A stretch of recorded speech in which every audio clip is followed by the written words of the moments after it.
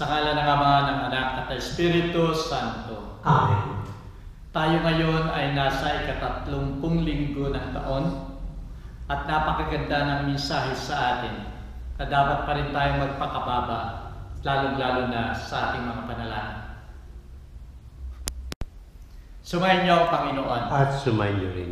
Ang pagbasa sa Banal na Ebanghelyo ayon kay Lucas. Luwalhati sa iyo, Panginoon. Nang panahon yun, winiga ni Jesus sa ilang nagpapanggap na sila'y mga banal at hinahamak ang iba. 2 taong makyat sa templo upang manalangin. Ang isa'y Pariseo at ang isa'y publikano. Ang Pariseo nakatayong nananalangin sa sarili ng ganito: O Diyos, ako'y nagpapasalamat sa iyo na ako ay hindi katulad ng ibang mga tao na magnanakaw, mandaraya, nakikiapid. Hindi ako katulad ng publikano ito. Makalawa ako nag-aayuno sa loob ng 1 linggo. Nagbabayad ako na ikapo sa lahat kong ari-arian.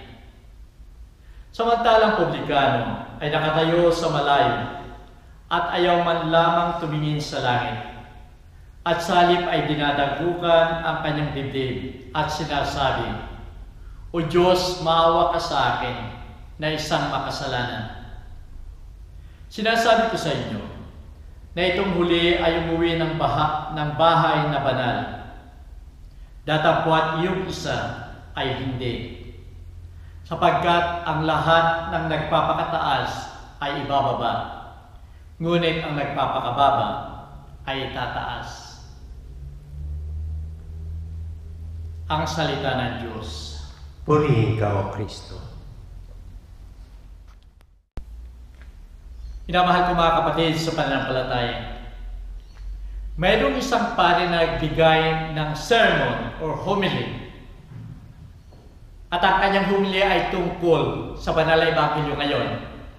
Tungkol dito sa mapagnataas na Pariseo at yung mababang loob na publikano. Ang ganda ng kanyang sermon. At halos lahat ng naroon sa simbahan ay humahanga sa kanya. Lalong-lalo na si Joe, na siya ay may galit sa mga Pariseo at gayon din do sa mga taong mayayabang at nangahamak ng kalakapwa. Pagkatapos ng misa, habang lumalabas yung mga tao, pumunta yung pare doon sa harapan ng simbahan. At gayon ay nakikipagkamay, bumabati sa mga tao. At ang lumapit si Diyos sa kanya, kinamayan siya. At ang sabi niya, Congratulations, Father. Napakaganda ng sermon mo.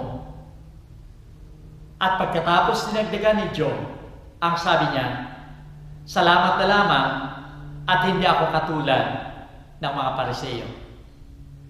Minamahal ko mga kapatid, si Joe ay nagkasala na katulad ng pagkakasala ng mga Pariseo.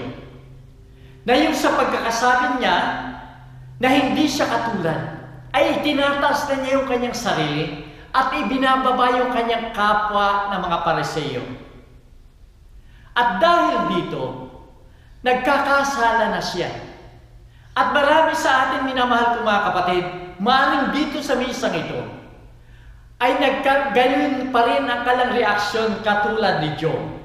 Na napakinggan nila yung homily o yung sermon, napakinggan nila yung gospel, na yung Pariseyong yun ay hinahamak yung publikano at kanyang kapwa at pilit niyang itinataas yung kanyang sarili.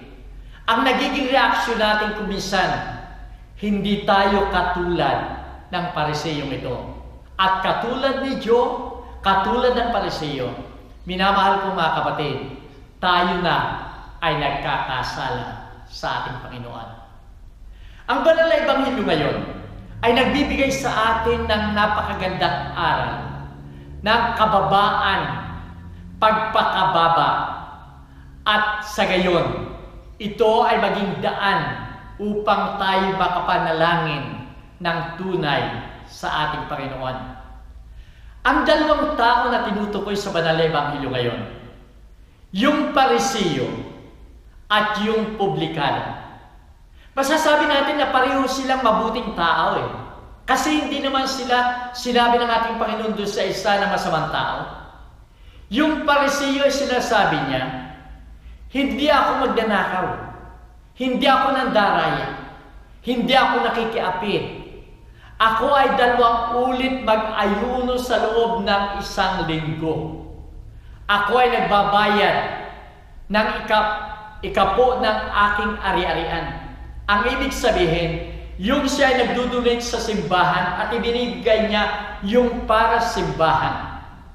Minamahal ko mga kapatid, hindi sinabi ng ating Panginoon na ang tao ito ay masamang tao. Yung publikano ganun din. Totoo nga na siya'y makasalanan.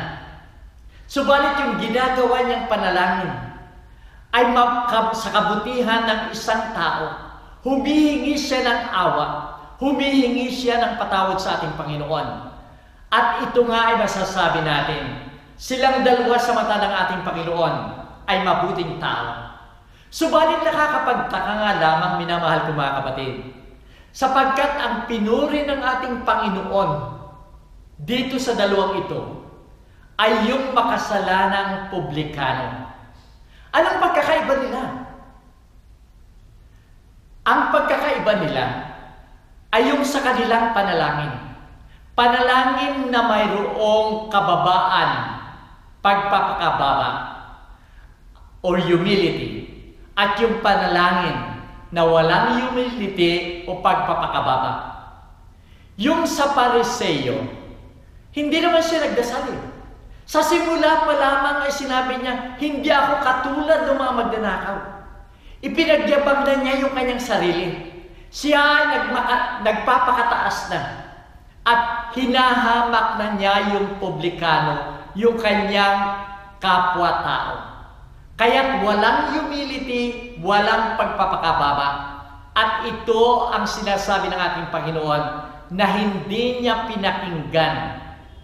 At ang pinakinggan niya ay yung may humility, pagpapakababa, yung publikano na inaamin niya na siya ay makasalanan. At dahil siya ay makasalanan, humihingi siya ng awa at patawad sa ating Panginoon.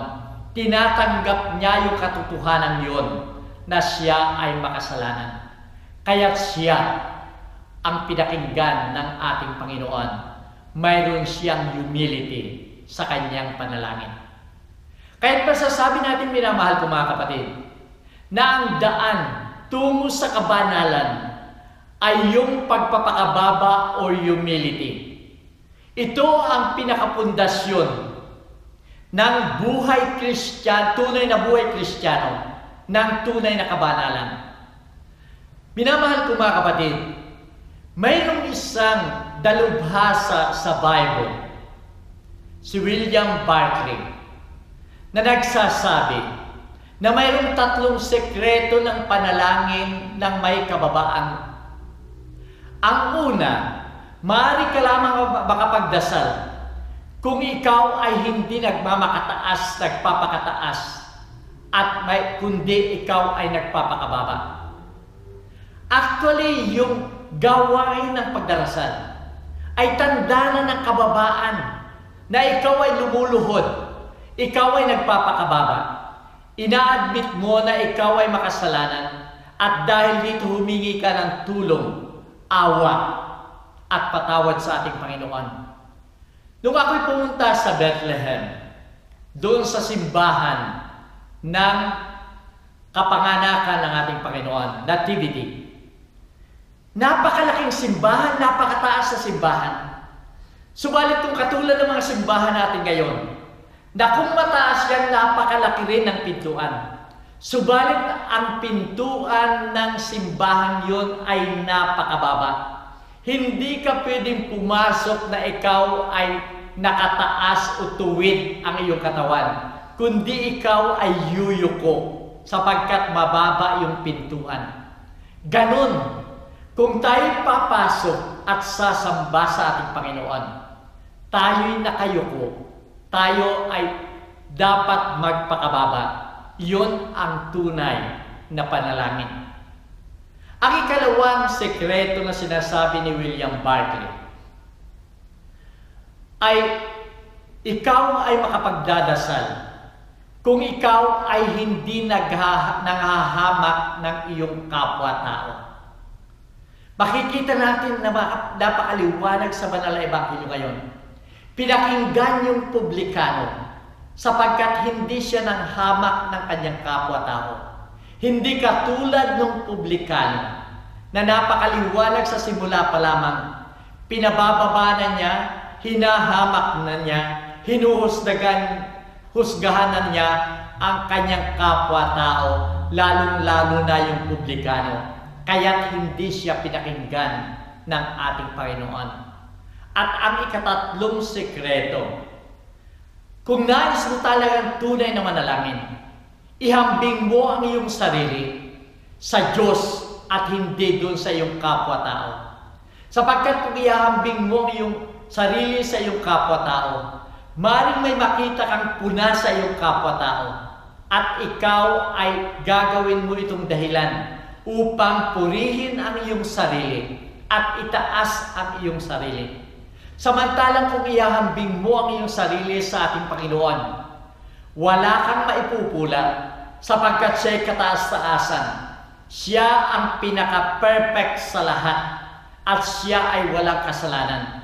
At kung ihahambing mo ito sa iyong sarili, ikaw ay napakababa. Ikaw ay makasalanan. Ikaw ay hindi perfecto. At dahil dito, wala kang magagawa kundi magpakababa, lumuhod, at yun ang paraan mo sa panalangin, na ikaw ay nakatungong lumuluhod at ikaw ay umaasa sa taas. Kaya sana minamahal kong mga kapatid, matuto tayo ngayon sa banal aral ng Ebanghelyo na tayo magpakababa. Maaari tayong matuto sa aral na ibinibigay ng Parisiyo at publikano. Sa Parisiyo, gayahin natin yung mabubuti niyang gawain, subalit huwag natin gayahin yung panghuli. Sapagkat marami na sa atin ang tunay na gumagaya sa kabanalan. Nagsisimba tayo, nagdarasal tayo, nagnunubi na tayo, subalit ginagaya natin patuloy yung ginawa ng Parisiyo na nanghamak ng kanyang kapwa, nang husga sa kanyang kapwa. Sapagkat marami sa atin, paglabas natin ng simbahan, pagkatapos ng ating panalangin, naninirang puri tayo sa ating kapwa. Nagchichismis yung iba sa kanyang kapwa. Sila ay namumula sa kanyang kapwa. At ito ang ginawa ng Parisiyo. Kaya't hindi siya pinakinggan ng ating Panginoon. Ang gayahin natin, minamahal kong mga kapatid, ay yung publikano. Na aminin natin, tanggapin natin ang katotohanan. Na tayo maraming kahinaan. Na tayo nagkakasala. At dahil sa kasalanan yan, hihingi tayo ng awa at patawad sa ating Panginoon. At pagkatapos, hihingi tayo ng biyaya na nanggagaling sa Kanya. Kung tayo ay sumisimba, sa simula pa lamang ng pagsimba natin ng misa, ay naroon na tayo humingi ng kapatawaran. Ako'y nagkukumpisal. Pagkatapos ay humingi tayo ng awa sa ating Panginoon. Panginoon, maawa ka. Kristo, maawa ka. Panginoon, maawa ka. Sa ating panalangin ng sumasampalataya, ay tinatanggap natin at sinasampalatayanan natin ang kapatawaran ng mga kasalanan. At sa pag-aalay ng tubig, ng alak at tinapay, ito ay ginagawa natin bilang pagbabayad, pasasalamat sa lahat ng ating natanggap at paghingi ng tawad sa ating mga kasalanan. At bago tayo mangumunyon, yung panalangin natin, Panginoon, hindi ako karapat-dapat na magpatuloy sa iyo sa aking katawan. Ang lahat ng ito, minamahal ko mga kapatid, ay tanda ng pagpakababa. Tanda na humihingi tayo ng awa at patawad sa ating Panginoon. Kahit sana sa linggong ito, tanungin natin ang ating sarili. Sa akin bang panalangin? Ako ba ay yung katulad ng Pariseo na itinataas ko yung aking sarili at ibinababa ko ang aking kapwa? O katulad ba ako ng publikano na tinatanggap ko ang lahat na ako'y makasalanan, subalit sa kabila nito, humihingi ako ng awa, kapatawaran sa ating Panginoon?